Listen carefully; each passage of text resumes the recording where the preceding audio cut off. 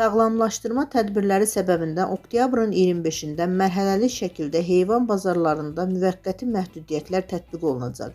Bu barədə ölkə Azərbaycan Qida Təhlükəsizliyi Agentliyindən məlumat verilib. Bildirilib ki, Azərbaycanın həmsərhəd bölgələri, heyvanların mövsümi miqrasiya marşrutları, eləcə də heyvan bazarları yüksək risk əraziləri kimi müəyyən edilib. Buna görə də heyvan bazarlarında müxtəlif mənşəli heyvanların bir yerdə saxlanılması, satış və daşınma prosesləri infeksiya törədicilərinin yayılmasına, ölkə ərazisində xəstəliklərin baş vermə riskinin artmasına səbəb ola bilər.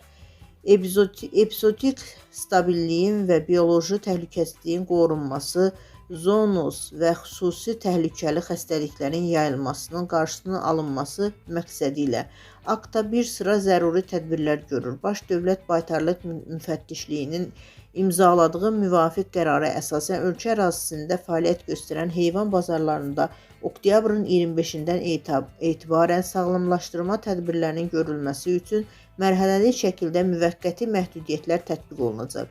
Agentliyin regional bölmələri, yerli icra hakimiyyətləri və polis orqanları ilə birlikdə bu tədbirin icrasını təmin edəcəklər. Heyvan bazarlarının sahibləri bazar ərazilərində dezinfeksiya və deratizasiya tədbirləri görəcək. Sağlamlaşdırma tədbirləri yekunlaşdıqdan sonra bazarların fəaliyyəti bərpa olunacaq. Məlumatda qeyd olunub.